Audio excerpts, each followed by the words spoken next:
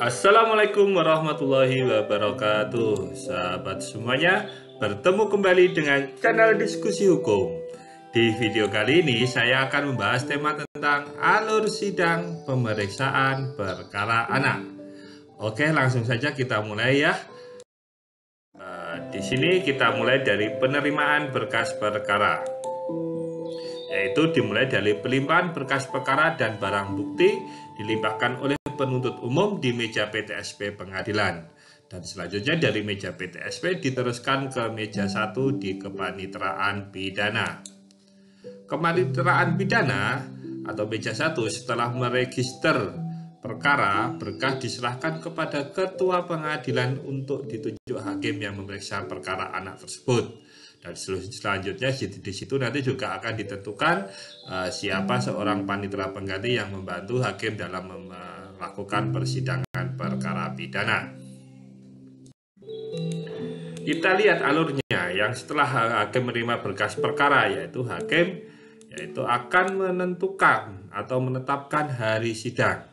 Ya, di sini dimungkinkan apabila terpenuhi syarat, maka hakim akan mengeluarkan penetapan tahanan. Ya, selanjutnya dilakukan pemeriksaan persidangan sesuai dengan hari sidang yang telah ditentukan. Dalam keadaan tertentu, hakim akan melakukan penetapan pelaksanaan diversi. Tentunya di sini apabila suatu perkara ini adalah memenuhi syarat dilaksanakan diversi. Diversi ini salah satu syaratnya adalah di mana di situ adalah anak sebagai pelaku tindak pidana ini diancam dengan pidana yang kurang dari 7 tahun, ya begitu. Nah, dalam pelaksanaan penetapan diversi ini, jika nanti dalam pelaksanaan diversi ini berhasil, maka di situ akan ada penetapan diversi dari ketua pengadilan negeri. Dan selanjutnya, hakim pemeriksa perkara akan mengeluarkan penetapan penghentian pemeriksaan. Apabila pelaksanaan diversi ini gagal, maka sidang akan dilaksanakan, di mana hakim akan menetapkan hari sidang, dan selanjutnya dimulailah sesuai dengan tanggal pelaksanaan sesuai dengan penetapan sidang yang telah ditentukan oleh hakim. Kita lihat di sini terkait dengan sebelum sidang ada namanya persiapan sidang, yaitu kita lihat bahwa sidang dilakukan sesuai penetapan hari sidang dan dilakukan di ruang khusus anak. Jadi di sini ada ruang sidang khusus anak. Hakim, panitera pengganti, penuntut umum, penasihat hukum, pembimbing kemasyarakatan tidak menggunakan toga atau atribut kedinasan. Jadi di sini tidak menggunakan toga atau atribut kedinasan. Jadi seragam biasa saja ya. Ruang tunggu sidang anak dipisahkan dari ruang tunggu sidang orang dewasa. Jadi ruang untuk menunggu sidang untuk para anak ini dipisahkan dengan ruang tunggu orang dewasa. Anak tidak boleh bercampur dengan orang dewasa. Waktu sidang anak didahulukan dari waktu sidang orang dewasa. Jadi di sini jangan sampai anak ini disidangkan yang terakhir karena lama menunggu, ya kasihan anak-anak, staminanya berbeda dengan orang dewasa. Kita lihat bagaimana alur sidang anak, yaitu dimulai sidang dibuka, selanjutnya hakim menanyakan terkait dengan memeriksa identitas anak. Di sini identitas anak juga diperiksa bagaimana apakah anak itu dilakukan penahanan atau tidak, ya begitu. Dan juga di sini anak yaitu didampingi dengan penasihat hukum, orang tua atau pembimbing kemasyarakatan atau walinya, ya di sini. Nah, pendampingan terhadap penasihat hukum atau pembimbing kemasyarakatan (PH atau PK) ini sifatnya wajib, salah satu alternatif dari keduanya. Apabila tidak, maka persidangan yang dilakukan nantinya adalah dianggap batal demi hukum jika tidak ada penasihat hukum atau pembimbing kemasyarakatan. Selanjutnya ada pembacaan surat dakwaan. Setelah pembacaan surat dakwaan ini akan ditanyakan kepada anak ini apakah mengerti atau tidak. Selanjutnya adalah laporan pembimbing kemasyarakatan terkait dengan anak tersebut.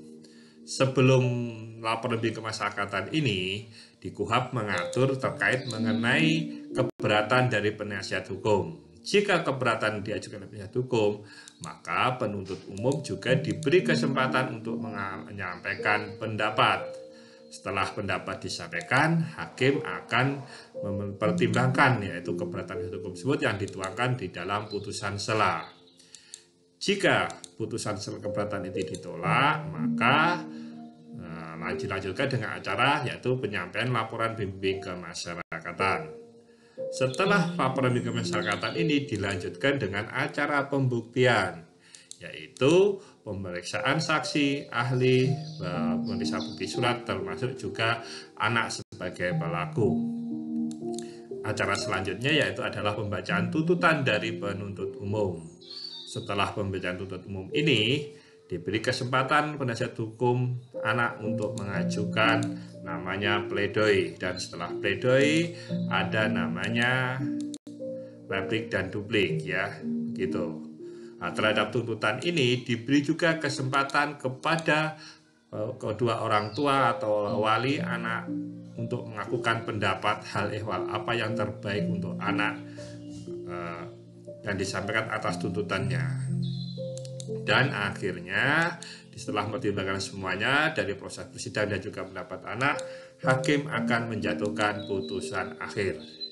Ya, sebelumnya kan tadi ada keberatan penasihat hukum dan pendapat umum terkait dengan putusan sela. Jadi kalau putusan sela ini dikabulkan menjadi putusan akhir.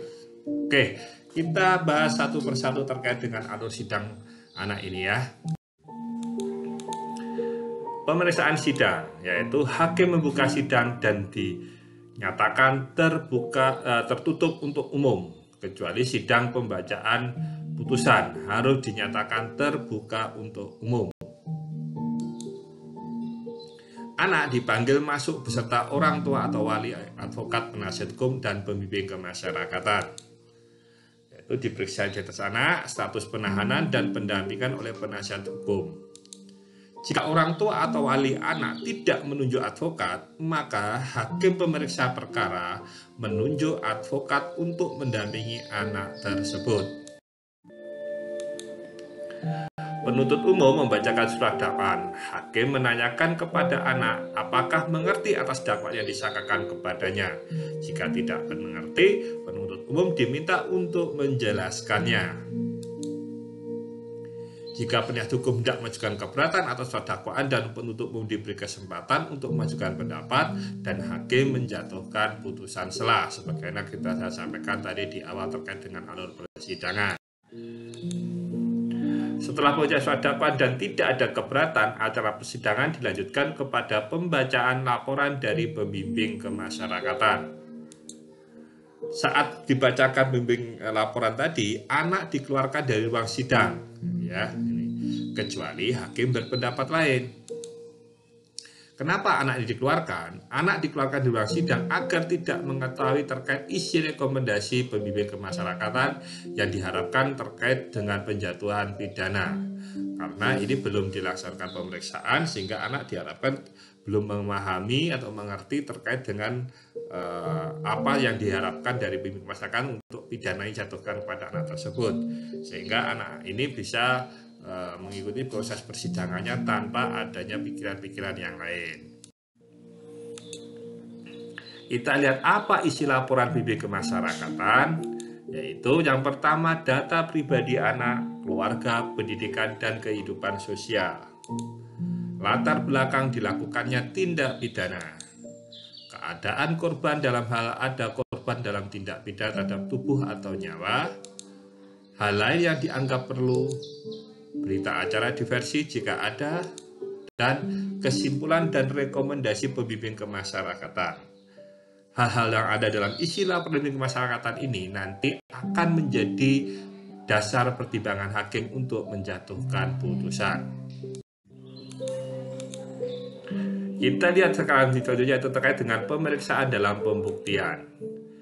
Jika saksinya adalah orang dewasa, maka pemeriksaannya dilakukan seperti perkara pemeriksaan orang dewasa.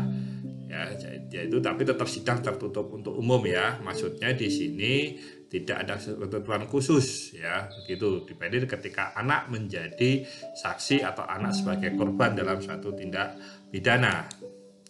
Pemeriksaan diperiksa dari saksi korban dan saksi yang lainnya dan seterusnya ya. Nah, untuk pemeriksaan anak korban atau anak saksi dalam aturan SPPA sistem peradilan pidana ini berlaku juga untuk pemeriksaan yang suatu perkara yang terdakwa adalah orang dewasa. Jadi di dalam SPPA ini mengatur bagaimana cara pemeriksaan anak korban atau anak saksi. Pemeriksaan anak korban anak saksi dalam SPPA ini juga akan diterapkan, harus diterapkan ketika anak korban atau saksi ini yang mana terdakwanya adalah orang yang sudah dewasa. Oke, kita lihat bagaimana anak korban dan anak saksi diperiksa. Jika pada saat memeriksa anak korban dan atau anak saksi, hakim dapat memerintahkan agar anak dibawa keluar dari ruang sidang. Jadi anak korban, anak saksi ini diperiksa, anak sebagai pelaku ini dapat dikeluarkan dari ruang sidang. Itu sama halnya ketika ada pelakunya orang dewasa juga dapat dikeluarkan dari ruang sidang. Saat pemeriksaan, orang tua, wali atau advokat atau pembimbing bantuan hukum lainnya dan misalkan tetap hadir ya. Walaupun anak tadi yang melakukan yang disangka melakukan tindak pidana tadi dikeluarkan dari ruang sidang, namun demikian orang tuanya, advokat atau penasihat hukumnya dan misalkan tetap hadir melihat hakim melakukan pemeriksaan terhadap anak korban atau anak saksi. Anak korban dan anak saksi saat diperiksa yaitu didampingi oleh orang tua, wali, atau orang yang dipercaya anak atau korban atau saksi atau pekerja sosial. Jadi agar memberikannya dengan keadaan nyaman maka didampingi oleh orang-orang tersebut ya.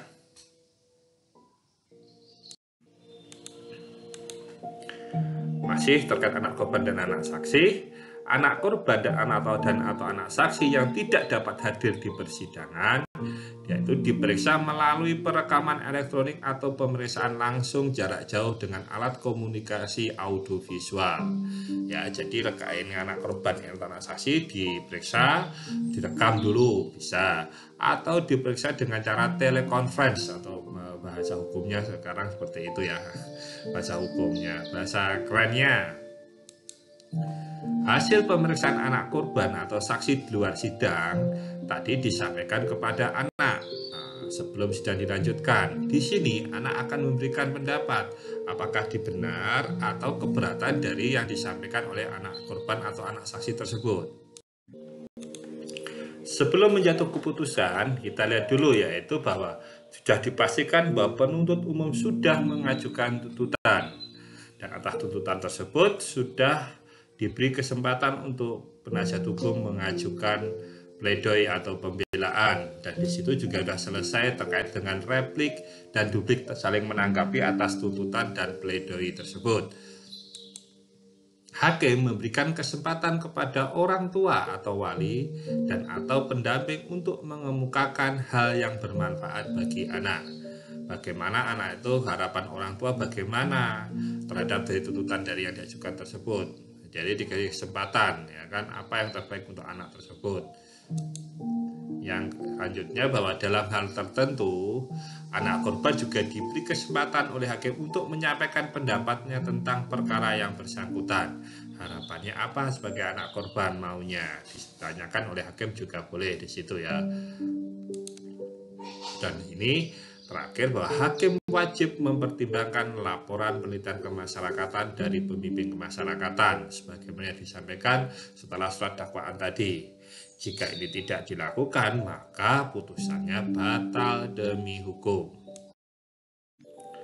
Dalam pembacaan putusan, yaitu pembacaan putusan pengadilan dilakukan dalam sidang yang terbuka untuk umum. Dan ini dapat dilakukan tidak dihadiri oleh anak. Jadi anak boleh dapat dibacakan oleh hakim tanpa dihadiri oleh anak. Jadi anak sebagai pelaku bisa tidak hadir di dalam pembacaan putusan tersebut. Dan kita harus diingat bahwa identitas anak korban dan anak saksi tetap harus dirahasiakan oleh media massa.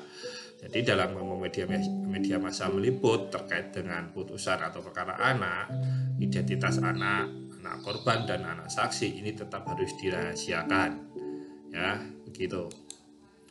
Dan saya sampaikan bahwa hak-hak untuk mengajukan upaya hukum terkait dengan putusan yang dibacakan oleh hakim tersebut juga berlaku dalam perkara anak. Jadi upaya hukum di dalam KUHP, baik itu banding, kasasi, dan peninjauan kembali juga berlaku terkait dengan pemeriksaan perkara anak ini. Baik, itu tadi pembahasan dari kami. Terima kasih sudah menonton video ini. Jika ada pertanyaan, silahkan disampaikan di kolom komentar. Kami dari tim diskusi hukum akan berusaha menjawab semua pertanyaan yang Anda sampaikan. Jangan lupa, jika Anda suka, silahkan like video ini dan subscribe dan nyalakan tanda lonceng agar Anda mendapatkan pemberitahuan terbaru dari video kami yang akan datang. Sampai bertemu di video selanjutnya.